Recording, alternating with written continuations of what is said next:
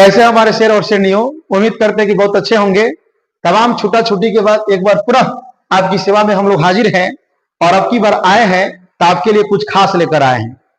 और हमने सोचा है कि लगभग जो है हम लोग की सिलेबस समाप्त हो गई है, तो पुनः सिलेबस पढ़ाने से कोई ज्यादा फायदा नहीं है। लगभग सारे बच्चे सिलेबस पढ़ ही चुके हैं। अब हमें जो है ना यहाँ से लगभग 3.5 महीना आपके एग्जाम का बचा हुआ है और इस स्थिति में हमें कुछ ऐसे पढ़ाने और पढ़ने की आवश्यकता है ताकि जो है ना आपके मैट्रिक बिहार बोर्ड एग्जाम के लिए रामबाण साबित हो जाए।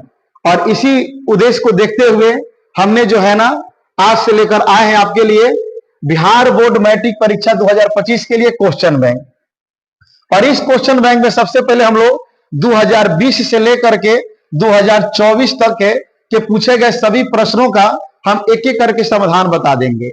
और जब समझिए कि इस जब हो जाएगा इसके बाद जो है ना तब हम चालू करेंगे आपका क्रैश कोर्स जाकर के। तो सबसे पहले इसका सिलेबस क्या रहेगा, थोड़ा सा इस पर आपको ध्यान देने की आवश्यकता है।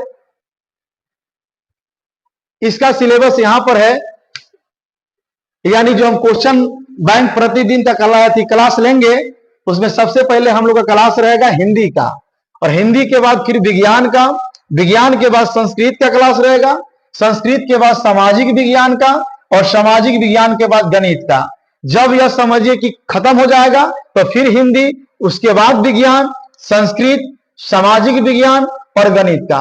और यह क्लास, यह प्रक्रिया तब तक चलती रहेगी जब तक जो है ना 2020 से लेकर के 2024 तक एक एक क्वेश्चन समाप्त ना हो जाए। जब समाप्त हो जाएगा तब हम चालू करेंगे आपका क्रैश कोर्स। और क्रैश कोर्स तो आपको मालूम है, एरिया का लोग जानता है कि बीरो में फोर्स का और आर कुमार में क्रैश कोर्स का महत्व ज्यादा होता है। और ये तमाम तैयारियों के बावजूद एक बार पुनः हम लोग जो है ना इस साल बिहार बोर्ड में गर्दा गर्दा उड़ा देंगे, फिर रिजल्टों का हम बौछार ला देंगे जाकर के। तो चलिए इसी के साथ आज की क्लास में हम सबसे पहले देखेंगे हिंदी का, और हिंदी का क्लास लेंगे। और हिंदी में जो भी बिहार बोर्ड में क्वेश्चन पूछे गए हैं उसका एक एक करके मैं आपको सॉल्यूशन बताऊंगा। निश्चित है कि आपको जीवन भर याद रहेगा, एग्जाम के पहले भी, एग्जाम के बाद भी। लेकिन उससे पहले मैं आप तमाम लोगों से एक बात कहना चाहूंगा। देखिए, पढ़ने के लिए सबसे पहले हिम्मत की जरूरत होती है, और आप लोग मूड बनाइए। अगर आपकी मूड बन गई कि हमको इसको कर लेना है तो हो जाएगा। और मैं आपसे कहना चाहूंगा कि कौन कहता है आसमान ऊंचा है, और आसमान ऊंचा है तो उतार के ला दो धरती पर, और नहीं उतार सकते हो तो सपने को रख दो अर्थी पर। इसी के साथ जो है ना हम चालू करते हैं आपका हिंदी का क्लास। चलिए अब हम लोग देखते हैं हिंदी के एक एक क्वेश्चन को। और मुझे विश्वास है हम लोग जिस तरह सिलेबस को पढ़े हैं, इसमें जितने भी बच्चे हैं जो भी देख रहे हैं मेरे क्लास को, निश्चित है कि वह बता पाएंगे। और आप फटाफट फटाफट जो है ना कमेंट्स करके आंसर बताते रहिएगा, ठीक है। तो सबसे पहले मैं आपको बता दूं, हिंदी के जो है ना आपके सिलेबस में 100 नंबर का हिंदी का एग्जाम होता है। उसमें जो है ना 50 नंबर आपको ऑब्जेक्टिव बनाना है और 50 नंबर सब्जेक्टिव बनाना है। लेकिन आपके लिए खुशखबरी है कि 100 गो ऑब्जेक्टिव में मात्र 85 का जवाब देना है, और फिर जो है ना उसी तरह सब्जेक्टिव में भी है, दुगुना में आधा का जवाब देना है। इसलिए सबसे पहले मैं आपसे कहूंगा कि आप सबसे पहले उसी ऑब्जेक्टिव को रंगिए जो आपको खूब बढ़िया से आता हो। जिस पर डाउट है उसे रंगने की कोई आवश्यकता नहीं है। चलिए हिंदी का हम लोग ऑब्जेक्टिव देखते हैं। सबसे पहला ऑब्जेक्टिव है, ध्यान दीजिएगा, बहादुर अपने घर से क्यों भागा था। बहादुर अपने घर से क्यों भागा था? मैं जब बहादुर चैप्टर आपको पढ़ाया था, याद होगा। आप बताइए, नौकरी के लिए भागा था, कि पिता के फटकार के कारण भागा था, आकि मां के मार के कारण भागा था, या घूमने के लिए भागा था? देखते हैं कमेंट्स बॉक्स में इसका क्या जवाब देते हैं, आप बताइए। तो सबको मालूम है कि जब उसकी मां ने उसे पिटाई की तो बहादुर ने अपने घर से क्या हो गया, भाग गया। इसलिए इसका सही आंसर होना चाहिए कथी, सी, यानी मां की मार के कारण वो बहादुर अपने घर से क्या हो गया था, भाग गया था। बोले कोई दिक्कत नहीं है। अब आइए 2 नंबर क्वेश्चन। 2 नंबर क्वेश्चन है, बिरजू महाराज किस शैली के नर्तक थे? याद पारिए बढ़िया से, जब बिरजू महाराज हम पढ़ा रहे थे। चलिए इसका ऑप्शन देखते हैं, बिरजू महाराज किस शैली के नर्तक थे। तो आप देखिए, ए में दिया है कुचिपुड़ी, 2 में दिया है भरतनाट्यम, 3 में दिया है मोहिनी अट्टम और डी में दिया है कथक। तो आप बताइए किस शैली के नर्तक थे? तो जब मैंने पढ़ाया तो आपको बताया होगा कि बिरजू महाराज जो है ना कथक शैली के नर्तक थे। किस शैली के नर्तक थे? कथक। इसलिए आपका सही ऑप्शन क्या हो जाएगा? डी। याद रखिएगा, ये आपको याद हो गया। तीसरा क्वेश्चन है कि अशोक वाजपेयी का जन्म कब हुआ था? चलिए, जब मैं अशोक वाजपेयी की कहानी या उनका समझिए कि अध्याय पढ़ा रहा था तो बताया था। ऑप्शन पढ़ते हैं। ए में दिया 16 जनवरी 1941 में, बी में दिया है आपको 10 मार्च 1942 में, सी में दिया है आपको समझिए कि 19 मई 1943 में, और डी में दिया है 15 जून 1944 में। तो चलिए मैं आपको बताया था, जाके देखिए सिलेबस में होगा 16 जनवरी 1941 में अशोक वाजपेयी का क्या हुआ था? जन्म हुआ था। समझ में आ रहा है? समझ में आ रहा है तो आप भी समझिए, कमेंट्स बॉक्स में जो है ना इसका जवाब लिखते चलिए। इसके बाद है चौथा नंबर क्वेश्चन। चौथा नंबर क्वेश्चन है विलेनव क्या है? याद पड़िए जब अवनियों चैप्टर पढ़ा रहे थे। विलेनव क्या है? ए में दिया है एक शहर है, बी में दिया है एक छोटा सा गांव है, सी में दिया है एक नदी, और डी में दिया एक झील। तो मैं बताया था विलेनव जो क्या था? एक अवनियों का समझिए कि छोटा सा गांव था, यानी इसका सही आंसर क्या हो जाएगा? बी हो जाएगा। इसको याद रखेंगे। उसके बाद सुनिए 5 नंबर जो क्वेश्चन दिया है, हमारी नींद कविता कहां से ली गई है? इसका ऑप्शन देखते हैं। इस दुनिया में से, बी में दिया है पहल पुस्तिका से, सी में दिया है आपका दुष्चक्र में अस्त्रष्टा से, और डी में दिया है आशा दीवार से। तो आपको मैं बताया था कि कहां से ली गई है? दुष्चक्र में दृष्टा से ली गई है। विश्वास नहीं तो जाके बैक के वीडियो में देख लीजिएगा। अब आइए ग्रामर से क्वेश्चन आता है छठा नंबर, और छठा नंबर क्वेश्चन है अमृत का पर्यायवाची क्या है? यानी अमृत का एक और नाम बता देना है। दिया है नश्वर, शुद्धा, आंसू और आयास। तो हम सब जानते हैं कि अमृत का समझिए कि आपका पर्यायवाची शुद्धा होता है, इसलिए सही ऑप्शन क्या हो जाएगा? इसका बी हो जाएगा। अगला क्वेश्चन है, ध्यान देंगे, 7 नंबर क्वेश्चन। 7 नंबर क्वेश्चन है मंगू की बड़ी बहन का क्या नाम था? चलिए, मैं मंगू की कहानी पढ़ाया था, याद होगा, मांग कहानी। और मांग में मैं मंगू के बारे में बताया था जो जन्मजात पागल और गूंगी थी। तो आइए, मंगू की बड़ी बहन का क्या नाम है? कमू, बी में दिया है निम्मी, सी में दिया है गीता, और डी में दिया है लक्ष्मी। तो बताइए आप कमेंट्स बॉक्स करके, और सही क्या जवाब? ए नंबर कमू। चलिए, आपका सही जवाब है। इसको याद रखेंगे। मंगू की बड़ी बहन का नाम क्या था? कमू था। उसके बाद आगे हम लोग बढ़ते हैं। 7 कोड़ी होता कथाकार है। मैंने कहा के कथाकार हैं? पंजाबी के, गुजराती के, उड़ीसा के या हिंदी के? तो इसका सही आंसर सी होगा। क्या हो जाएगा? उड़ीसा के। उसके बाद देखिए 9 नंबर फिर ग्रामर से क्वेश्चन आता है कि कमर कसना मुहावरे का क्या अर्थ होता है? लोग देखिएगा आमचल में बोलते रहता है कि हम कमर कस लिए हैं, यानी कमर कसना का मतलब बताइए।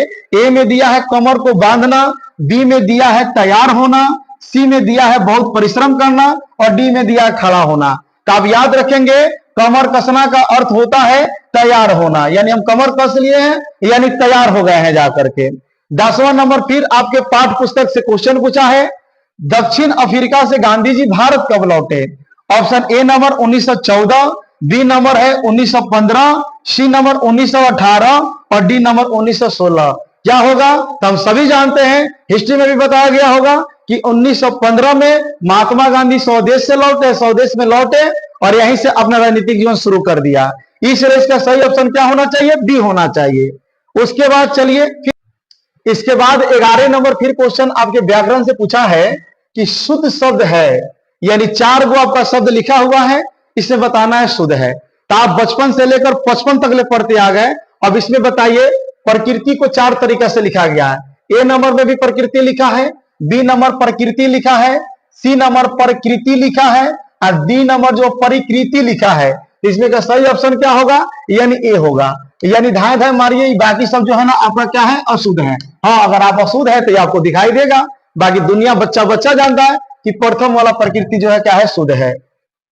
चलिए, उसके बाद 12 नंबर क्वेश्चन फिर ग्रामर से आता है, परिश्रम में कौन सा उपसर्ग है? तो मैं उपसर्ग बताया था कि जो शब्द के पहले लगता है उसे हम उपसर्ग कहते हैं। तो देखिए परिश्रम जो शब्द है, यहां पर ध्यान दीजिएगा, परिश्रम यह परिश्रम दो से बना हुआ है, एक परि और एक आपका श्रम बना हुआ है। तो देखिए पहला कौन शब्द आ रहा, परि। इसमें देखिए ऑप्शन कहां हुआ, ए नंबर, यानी ए नंबर सही, बाकी आपका क्या हो जाएगा, गलत हो जाएगा। चलिए उसके बाद 13 नंबर क्वेश्चन है, हाथ खाली होना मुहावरे का अर्थ।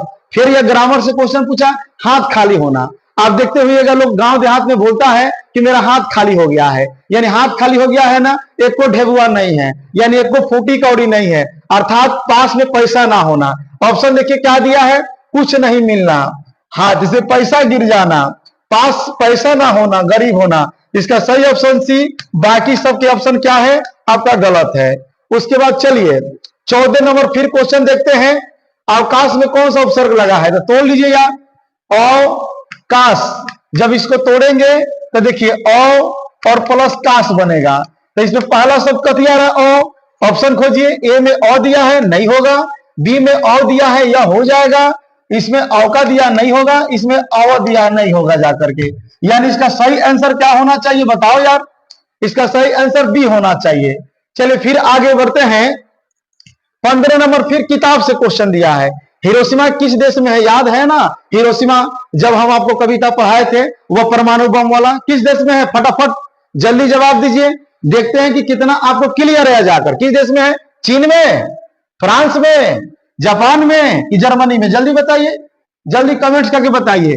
इसका ए सही होगा, बी सही होगा, सी सही होगा कि डी सही होगा, क्या बोलिए, सी। चलिए आपका राइट जवाब है, इसका सही आंसर सी होना चाहिए, यानी बच्चा बच्चा को मालूम है हिरोशिमा आपका जापान में है जाकर के। चलिए 16 नंबर फिर किताब से क्वेश्चन पूछा है, मेघदूत का जर्मन में अनुवाद किसने किया, याद पढ़िए, जब मैं दूसरा चैप्टर पढ़ा रहा था भारत से हमने क्या सीखा, किसने किया भाई, ईश्वर पेटलिकर, रूसो ने, या मैक्स मुलर ने, या सात कोरिहोटा ने। इसका दूसरा चैप्टर के लेखक कौन थे, मैक्स मुलर, अर्थात याद रखिएगा मेघदूत के जर्मन में अनुवाद करने वाला कोई लेखक था, उसका नाम था कथी, मैक्स मुलर, यानी 16 का सही जवाब कितना हो जाएगा, सी हो जाएगा। अब 17 देख लीजिए, पूरा हिंदी से क्वेश्चन है, मांगमा को किसके लिए किससे विवाद था, झोटा झोटी देखे थे ना किसके साथ हुआ था, का बेटवा से हुआ था कि पतोहिया से हुआ था, आकि समझे कि पुतवा से हुआ था, किसके साथ हुआ था, तो मांगमा को विवाद जो था ना उसके बहू के साथ था, इसी से ना झोटा झोटी सब किया था। तो सही आंसर इसका क्या हो जाएगा, आपका समझिए कि बी हो जाएगा। अब आपके सामने है 18 नंबर प्रश्न, 17 तो मैं आपको बता दिया हूं, 18 नंबर है, लक्ष्मी के पति का क्या नाम था। तो चलिए लक्ष्मी किस चैप्टर में हम लोग पढ़े थे, कमेंट्स करके बताइए जल्दी यार, किस चैप्टर में, याद होगा आपको ढाते विश्वास, हाल फिलहाल में मैं इस चैप्टर को पढ़ाया था, अब आपको याद होगा। तो फ्रेंड पूछा है उसी चैप्टर से, लक्ष्मी के पति का क्या नाम था, क्या वीरेंद्र था, या लक्ष्मण था, या रजनेश था, या महेश था। तो बताइए लक्ष्मी के पति का क्या नाम था, लक्ष्मी के पति का क्या नाम था, लक्ष्मण था, याद है ना भाई। उसके बाद चलो 19 नंबर क्वेश्चन पूछा है, किस नदी के बांध के नीचे लक्ष्मी का घर था, गंगा नदी के, ये तो हम लोग का घर है, जमुना नदी के, या सरस्वती या देवी नदी के। तो आपको याद पड़ गया होगा कि किस नदी के किनारे लक्ष्मी का घर था, तो देवी नदी के, याद रहेगा ना। चलिए 20 नंबर क्वेश्चन है, पपत्ती बेहोश क्यों पड़ी, याद है, जब मैं एक चैप्टर पढ़ाया था जिस चैप्टर का नगर नाम था, और बल्ली अमाल वाला भी कहानी आपको याद होगा। तो बताओ पपत्ती बेहोश क्यों पड़ी थी, सिर में दर्द के कारण, कि तेज बुखार के कारण, या चोट लगने के कारण, या पेट में दर्द के कारण। तो मैंने बताया था कि समझिए कि आपको पपत्ती को मेंजाइटिस रोग डॉक्टर ने साबित किया था, यानी तेज उसको बुखार हुआ और उसी तेज बुखार के कारण क्या हो गई, बेहोश हो गई, यानी क्या सही ऑप्शन क्या होगा, आपका बी होगा। आगे 21 नंबर क्वेश्चन है, महात्मा गांधी के पिता का क्या नाम था। अब बताइए, हम लोग छोटे छोटे क्लासों में इसको जानते हैं, क्या नाम था, आप बताओ। ए में दिया है धर्मचंद्र गांधी, बी में दिया है मीरचंद्र गांधी, सी में दिया हरचंद गांधी, डी में दिया करमचंद। मारना यार इसको, धौले झोली में अपने। 22 नंबर क्वेश्चन जो है ना, आपको समझिए कि ग्रामर से लिया गया। एक बात तो है बउआ कि किसी भी सिलेबस को बढ़िया से पढ़ लीजिएगा, नहीं दिक्कत होने वाला है, कभी नहीं होगा। और हमने जो है ना डंके की चोट पर इसको पढ़ाया है। आप बताइए, आपको ग्रामर संपूर्ण पढ़ाया गया कि नहीं पढ़ाया गया है, आपको किताब पढ़ाया गया कि ना पढ़ाया गया है, तभी तो आज समझिए कि राज काट रहे हैं आप लोग। अना तो समझिए छुचुलुलु पड़े होते हैं तो क्या आता समझ में नहीं आता। चलिए आगे बढ़ते हैं, राजगिरी कौन सा समाज है। तो देखिए राजगिरी का मतलब राजा का गिरी, और इसमें विभक्ति है, और विभक्ति वाले को तत्पुरुष समास कहते हैं, इसलिए इसका सही ऑप्शन क्या हो जाएगा, ए बाकी सब जो है ना आपका क्या हो जाएगा, गलत हो जाएगा। 23 नंबर क्वेश्चन है, निम्नलिखित में कौन सर्वनाम है? मैं आपको सर्वनाम के बारे में चर्चा किया था, याद है? संज्ञा के बदले में आने वाले शब्द को सर्वनाम कहते हैं। चाहे मैं, तुम, वह, उन लोग, यह लोग, सब कुछ हो जाए तो देखो राजेंद्र नाम है इसलिए सर्वनाम नहीं होगा। पुस्तक भी समझिए कि नाम है इसलिए सर्वनाम नहीं होगा। सीता भी नाम है इसलिए सर्वनाम नहीं होगा। तो आप तो समझ रहे हैं कि किसको छोड़ के रखे, यानी मैं। अब मैं का मतलब समझिए, आप ना समझिए, या आर कुमार नहीं, मैं शब्दवा जो हो जाएगा ना यह सर्वनाम हो जाएगा। चलिए 24 नंबर क्वेश्चन हम लोग देखते हैं। गुरु नानक किस भक्ति धारा के कवि थे? पढ़े हैं, राम नाम बिनु बिरथे जगी जन्मा और जो नर दुख में दुख नहीं माने। फर्स्ट कविता को पढ़ाए थे, बताइए किस है? सगुण भक्ति धारा के, निर्गुण भक्ति धारा के, सूफी धारा के, या कृष्ण भक्ति धारा के? तो याद रखेंगे सगुण भक्ति धारा के। सगुण का मतलब राम या कृष्ण को मानने वाले को सगुण कहा जाता है। और गुरु नानक जो थे ना, आपको समझिए राम को मानने वाले थे इसलिए इनको हम सगुण धारा के मान सकते हैं। होगा, चलो बाबू अब हम लोग देखते हैं आपका 25 नंबर क्वेश्चन। 25 नंबर क्वेश्चन बताया जा रहा है कि रस खान दिल्ली से कहां चले गए? बताइए ना हो, हरियाणा चले गए, आगे पंजाब, आगे ब्रजभूमि, आगे वाराणसी? तो आपको याद होगा रस खान दिल्ली से कहां चल गए? ब्रजभूमि में चल गए। यही आपका सही आंसर हो जाएगा। 26 नंबर आइए क्वेश्चन देखते हैं। 26 नंबर क्वेश्चन है, बाबा साहब भीमराव अंबेडकर का जन्म कब हुआ? दुनिया को मालूम है, सारे ऑप्शन को पढ़ने की आवश्यकता नहीं है। बाबा साहब भीमराव अंबेडकर का जन्म 14 अप्रैल 1891 में मध्य प्रदेश के महू में हुआ। इसलिए जिसको जरूरत है वही ऑप्शन लीजिए, बाकी को छोड़िए ना भाई। अब आप पूरा सिलेबस पढ़े हैं, अंगुड़ी दांते काट के मारने के लिए, और ठोक दीजिए कीला। 27 नंबर में आ जाइए, 20 के दांत कहानी के रचयिता कौन है? याद है? जब तक खोखा खोखी याद रहेगा 20 के दांत आप भूल नहीं पाएंगे। बताइए उस खोखा खोखी को बताए थे कि नहीं बताए थे? क्या लिखा था वो? ए में दिया है अमरकांत, बी में दिया नलिन बिलोचन शर्मा, सी में दिया है यतीन्द्र, और डी में दिया मैक्स मूलर। कहीं कमेंट्स करके बता दीजिए कि क्या लिखा था। तो आपका सही ऑप्शन क्या हो जाएगा? इसका बी हो जाएगा। यानी नलिन बिलोचन शर्मा जी ने इस कहानी को लिखने का क्या किया था? कार्य किया था। कोई दिक्कत नहीं है। चलिए 28 नंबर में है, मैक्स मूलर के अनुसार सच्चे भारत के दर्शन कहां हो सकते हैं? तोरा गांव में और हमारा गांव में हो सकता है। नहीं पढ़ाए थे कि भारत का शहर भारत थोड़े है हो, वो तो सब विदेश बन गया है। मैक्स मूलर जब आए थे तो बताए थे कि सच्चे भारत का दर्शन मुंबई में नहीं होगा, दिल्लियों में नहीं हो सकता है, और कोलकाता में तो और नहीं होगा। सच्चे भारत के दर्शन कहां हो सकता है? तो ग्रामीण भारत में, यानी हमारे और आपके गांव में, क्योंकि यही भारतीयता आज तक दिखाई देती है। और 29 नंबर सवाल देख लो, 29 में दिया है फिर ग्रामर से। तो ग्रामर में कोई दिक्कत है? चाहे ग्रामर हो या किताब हो, सबका हम समझिए कि रस रस निकाल दिए हुए हैं श्वेत नारंगी की तरह। 29 नंबर में है, पराजय में कौन सा उपसर्ग है? फेन तोड़ यार, पराजय को तोड़ो यार। पारा प्लस जय, तो बताओ पहले कथी आ रहा है? पारा। तो देखो ना इन्हें पारा कहवा हई ना होता ही, यह हो जाता ही, हई सब कथी है? गलत है जाकर के। चलिए हम लोग आगे बढ़ते हैं फिर। और भाई ये 30 नंबर जो सवाल है, 30 नंबर सवाल देखिए क्या है। अरे भाई फिर एक बतवा को कई बार बोलवाइएगा, सिलेबस हम लोग पढ़े हैं तो यहाँ दिक्कत है। अब ये तो बुझा रहा होगा कि सिलेबस पढ़ने और सिलेबस ना पढ़ने में क्या फायदा। जो नहीं पढ़े हैं ना उनको रटना पड़ेगा, लेकिन कोई बात नहीं, हम है तो कोई गम नहीं। वहां नहीं पढ़े तो यहाँ पढ़ लीजिए, आपको जीवन में कभी जो है ना ये गायब नहीं हो सकता है। आइए 30 नंबर सवाल, किसने कहा था कि सब पुराने अच्छे नहीं होते और सब नए खराब नहीं होते? तो याद है भाई, ऑप्शन नहीं पढ़ेंगे, हम एक बात बताते, आप पकड़िएगा ऑप्शन क्या होगा। जो सबसे महाबुर्बक था, जिसे डाल पर बैठा था उसी डाल को काट रहा था, उसको इतना भी ज्ञान नहीं था कि अगर इस डाल को काटेंगे तो हम गिर जाएंगे। चलिए ऑप्शन तो कमेंट्स में करके बताइए तो क्या होगा। वह व्यक्ति कौन था? मैक्स मूलर था, हजारी प्रसाद द्विवेदी था, या स्वामी विवेकानंद की कालिदास था? क्या था? कल देखिए देखिए सारा बच्चे चिल्ला दिए कि कालिदास, तो मार दीजिए ना कालिदास। इसका सही ऑप्शन डी हो जाएगा। 31 नंबर क्वेश्चन है, शिक्षा और संस्कृति किसकी रचना है? के लिखा था? भीमराव अंबेडकर? ना जी, ये नहीं लिखे थे।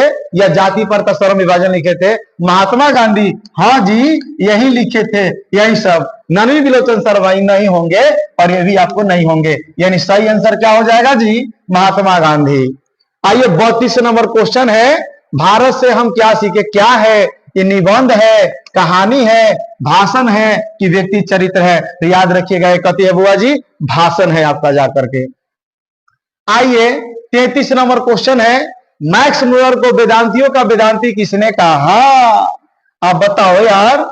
रामकृष्ण परमहंस ने कहा, स्वामी विवेकानंद जी ने कहा, या महात्मा गांधी ने कहा, या राजा राम मोहन राय ने कहा था? अब याद है, स्वामी विवेकानंद ही बोले थे। किनको? मैक्स मुलर को वेदांतियों का वेदांती है।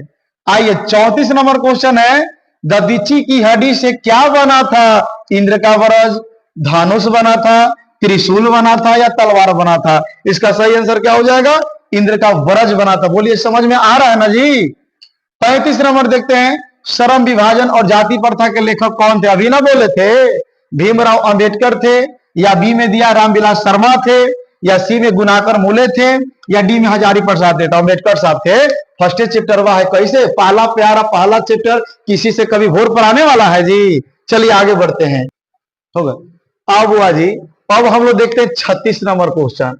36 नंबर क्वेश्चन है, आवनियो किस नदी पर स्थित है? आवनियो, चलिए ऑप्शन में है रोन नदी पर, बी में है सीन नदी पर, सी में है टेम्स नदी पर, और डी में टोन नदी पर। तो हमको तो लगता है ना हई नाम सुने होंगे, ना हई नाम हुआ, ना हई नाम हुआ।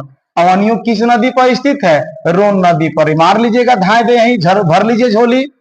37 नंबर क्वेश्चन है कि मछली कहानी में किस वर्ग का जीवन वर्णित है? ए में दिया है निम्न वर्ग का, बी में दिया है उच्च वर्ग का, सी में दिया है आपका मध्यम वर्ग का, और डी में दिया है कृषक वर्ग का। तो देखिए, मैं जब कहानी पढ़ाया था इसमें बताया था कि मछली कहानी जो है ना, एक निम्न मध्यम वर्गीय परिवार का वर्णन करता है। और यहाँ ऑप्शन आपका ए और सी दोनों जो है इसका हो सकता है। इसलिए ऑप्शन में अगर बिहार बोर्ड में देगा तो आप निम्न वर्ग मार दीजिए, और ना तो देगा कि निम्न वर्ग मध्यम वर्ग का दोनों, तो दोनों मार दीजिएगा, कोई दिक्कत नहीं होने वाला है।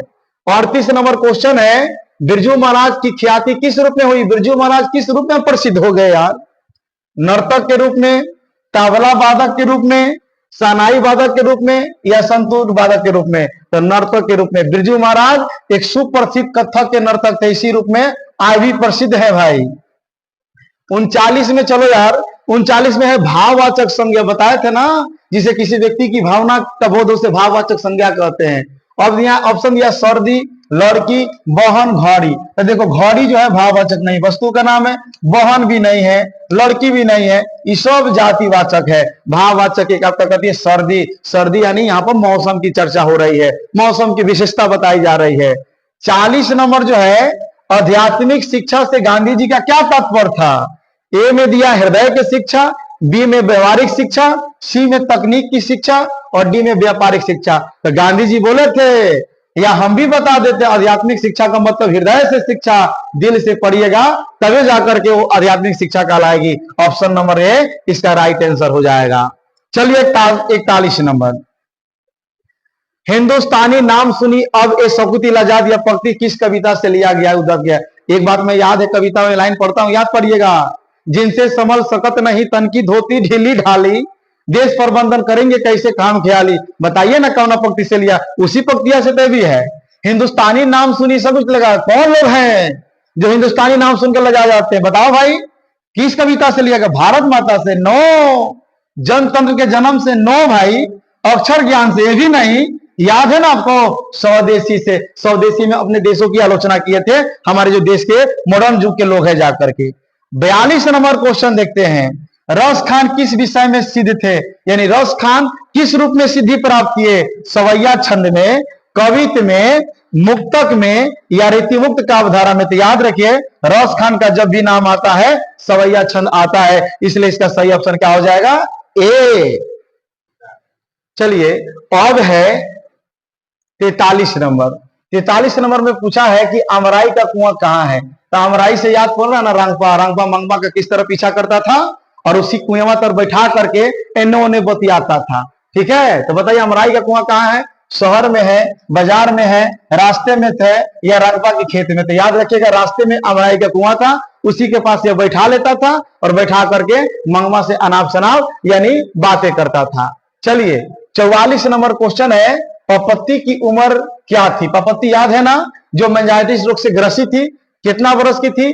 12 बरस की, 15 बरस की, 18 बरस की, 14 वर्ष। तो एग्जिट उसका उम्र कितना वर्ष का था जी? 12 वर्ष का। शायद मंगू का ही यही उम्र था आपका जाकर के। 45 नंबर में दिया है, सीता रुआई सी क्यों हो गई? क्यों रोने लगी? 3 बेटे होने के बावजूद भी सीता अपने घरों में समझिए कि संतुष्ट नहीं थी। याद है कहानी, जब पढ़ा रहे थे धरती कब तक घूमेगी?